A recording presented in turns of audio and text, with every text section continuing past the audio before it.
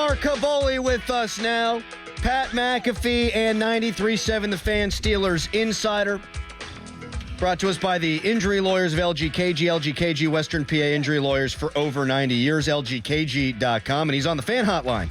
Presented by Sullivan Super Service, providing trusted plumbing and HVAC service for over 50 years. His kid's apparently more important to him than we are, Doran. Yes. Because he was supposed to be in with us for a full hour here in studio, but he said he had to drop the kids off at school. Explain yourself, Kaboly. Well, I had to drop one kid off at school because apparently when I was away for the weekend, she broke her foot. You ever hear of a Jones fracture there, Doran? Yeah, I think I have. Where's that at in the foot, actually? Is it on the side? It's like the little toe or something. Right, yeah, the little toe. What'd she do? She dropped something on it? A hill. Oh, she fell down a hill. Jeez. All right, we'll allow it then for you not to come in, and all the best to your daughter. I seem like a real jerk now. So I had to drive her to school today, and it was a little bit of a fight getting her out of bed and to school today, put it that way. It always is. All right, Mark. An attitude. Steelers win 18-10, so 6 field goals, no touchdowns. We happen to think, me and Doran, not to put words in your mouth, Doran, that despite their relative lack of offensive output, we thought it looked different and we thought it looked better than last year. How did you see it? Yeah, definitely looked better. Just imagine when they actually have a quarterback in there to do what they want him to do. I mean, I think Fields was okay, but he didn't have – what do you have, about a practice and a half to be able to get ready for this? And obviously I don't think he's quite ready for what they want to do offensively. Saying that, it was a filling out period for Arthur Smith early, but I think he found some plays midway to late in the game to really make Justin Fields comfortable and be able to highlight what he was able to do well. They stuck to the run game, which you don't normally see a lot of. Are you eating something?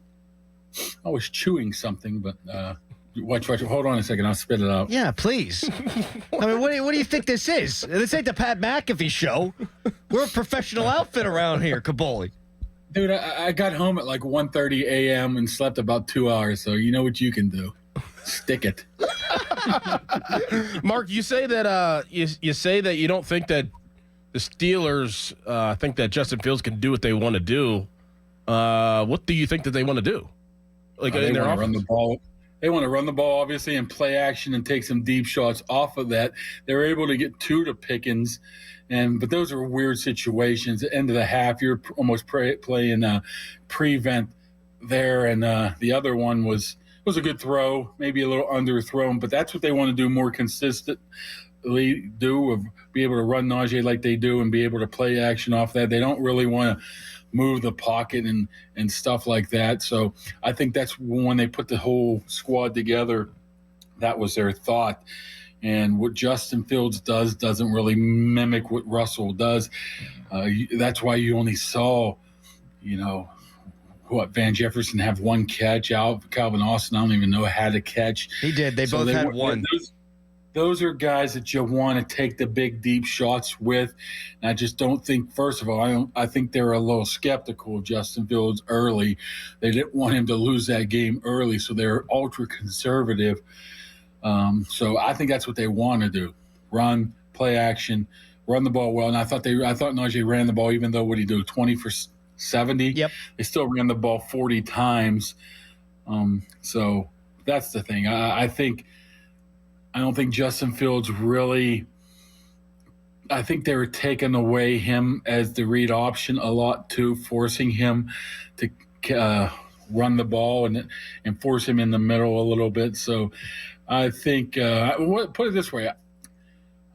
Russell Wilson, after the game, normally a happy, jovial guy, had a little scowl on his face. Really? I don't think he was quite happy not playing. I'm sure he felt he could play, but they weren't going to let him play. So I would imagine that there's a good chance of him playing this week. Okay, we will get into that full form coming up in the next segment because that's a much longer and larger discussion, I think. The Fan Morning Show is brought to you by Guardian Protection, your hometown home and business security company. How'd you think the offensive line did, Mark? Well, take away that,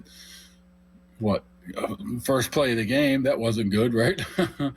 Other than that, I thought, considering it did pretty well. I mean, considering you had Zach Frazier playing his first snaps and Spencer Anderson playing his first snaps, I don't think you could ask for much more what they got out of them. They weren't blowing people off the ball. They weren't getting the huge runs, although I guess Najee had one 20-yard run. But there wasn't a ton of pressure on Justin Fields.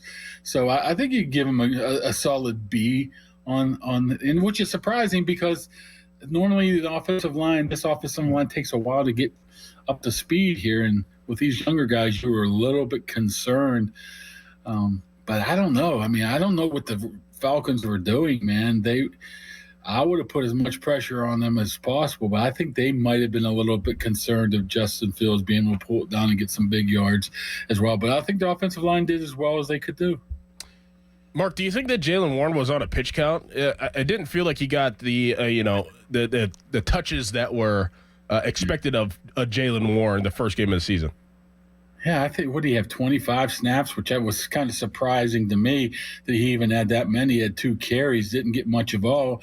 I mean, this was basically the Najee Harris game here at all. I mean, he touched the ball a ton, but I'm just wondering, I mean, we considered last year and it was nearly a 50-50 split, but maybe that's just not an Arthur Smith type of way he goes about things. We just don't know that quite yet until we get more games under our belt. I'm sure a lot of it had to do with him missing a couple weeks and him just practicing a little bit, but you would imagine when he did have that 8-yard run, he looked pretty good. So I think they were just going with a hot hand, but I don't know now. You're just going to have to sit back and wait and see if it's just going to be a one-man show here with Jaylen Warren sprinkled in, or if they were just being a little cautious because he didn't practice very much. I'm not quite sure, but I think you need to get Jaylen Warren some touches, but you can't complain of what Najee was able to do. I knew you could tell by the offseason, the preseason training camp, that Najee was at a little bit different level than he was in years past,